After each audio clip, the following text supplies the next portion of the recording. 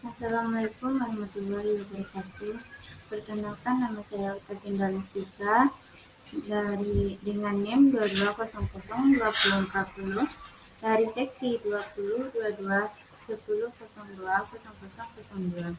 Baiklah, di sini saya dalam rangka memenuhi tugas filsafat administrasi pendidikan dengan dosen pengampu Prof. Nur Hidra Gitswati MND, ED, dan Tia Ayuningrum, SPD, MPD.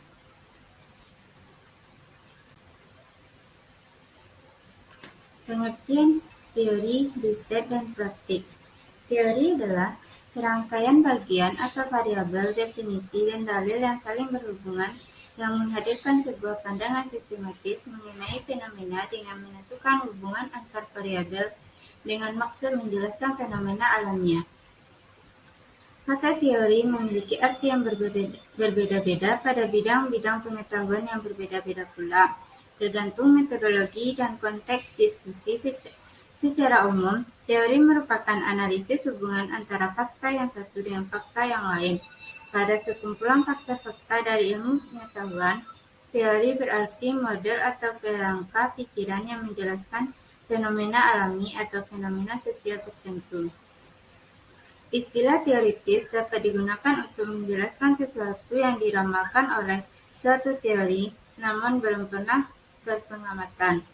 Menurut Jonathan H. Turner, mendefinisikan teori sebagai sebuah proses mengembangkan ide-ide yang membantu kita menjelaskan bagaimana dan mengapa suatu peristiwa terjadi.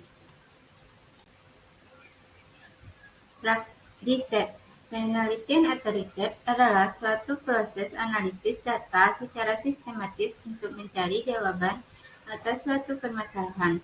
Pelaksanaannya meliputi beberapa langkah, diantaranya yaitu menentukan subjek penelitian dan mengolah data.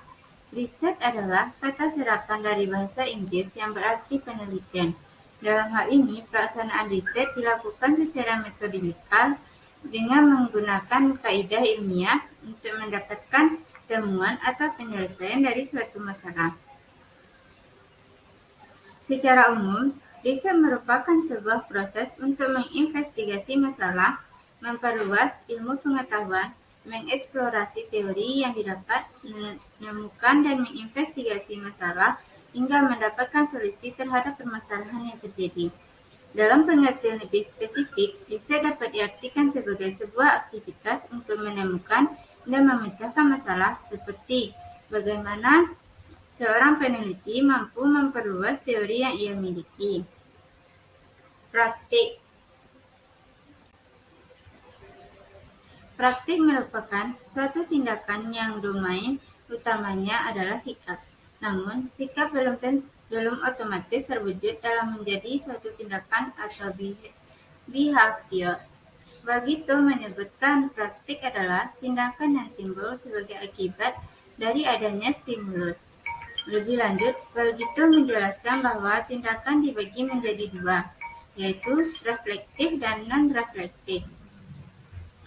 Tindakan yang reflektif terjadi atas reaksi secara spontan terhadap stimulus yang didapat seperti kedipan mata. Tindakan non-reflektif terjadi dari adanya kendali pusat kesadaran atau otak.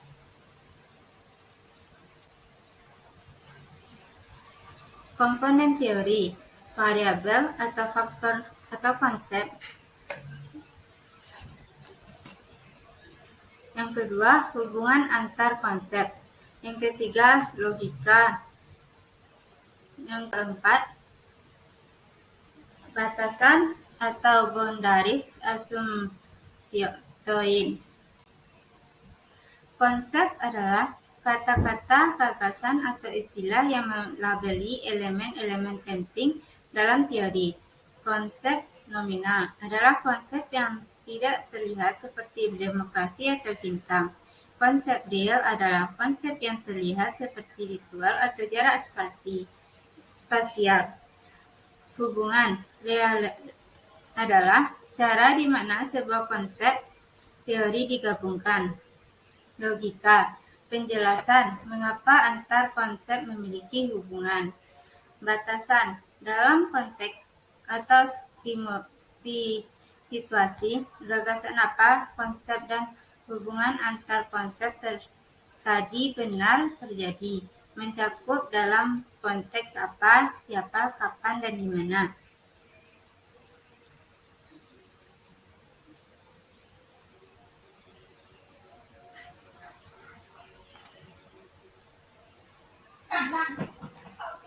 Hubungan antara teori dengan riset dan teori dengan praktik. Hubungan antara teori dengan riset. Hubungan riset dengan teori, arti dan kegunaan riset serta hubungannya dengan teori riset ialah suatu kegiatan untuk memilih judul, merumuskan persoalan, kemudian diikuti dengan pengumpulan, pengolahan, penyajian, dan analisa data yang dilakukan dengan metode ilmiah secara efisien dan sistematis, yang hasilnya berguna untuk mengetahui sesuatu keadaan atau persoalan dalam usaha pengembangan ilmu pengetahuan atau membuat keputusan dalam rangka pemecahan persoalan. Definisi dari penulis mencakup dua hal. Yang pertama, hasil riset dipergunakan untuk pengembangan ilmu pengetahuan, yang sering disebut riset dasar atau murni. Yang kedua, hasil riset dipergunakan untuk membuat keputusan dalam rangka memecahkan persoalan atau menguji hipotesa. Maksud menjalankan riset ialah untuk memperoleh jawaban atas pertanyaan atau soal-soal melalui aplikasi suatu prosedur ilmiah yang sistematis. Prosedur ilmiah ini telah dikembangkan sedemikian rupa dengan maksud untuk memperbesar kemungkinan bahwa data atau informasi yang dikumpulkan akan ada hubungannya dengan persoalan yang akan dipecahkan. Hubungan antara teori dan riset adalah merupakan suatu kombinasi yang timbal balik atau mutual contribution. Artinya ialah bahwa teori dapat menunjukkan di daerah-daerah mana suatu riset harus dilakukan, sehingga hasil riset dapat dimanfaatkan secara maksimal. Selain itu, dapat juga dipergunakan sebagai dasar untuk membuat ringkasan hasil penemuan suatu studi, serta memberikan dasar untuk memperoleh keterangan-keterangan yang lebih banyak, serta nilai-nilai ramalan yang berguna untuk waktu yang akan datang, sebagai dasar untuk berbagai perencanaan. Sebaliknya, hasil penemuan riset dapat dipergunakan untuk menguji kebenaran teori yang telah ada, dapat memperjelas konsep-konsep teoritis, serta dapat membantu di dalam merumuskan teori yang baru atau memperluas teori yang lama. Hubungan teori dengan praktik. Teori muncul dari praktik.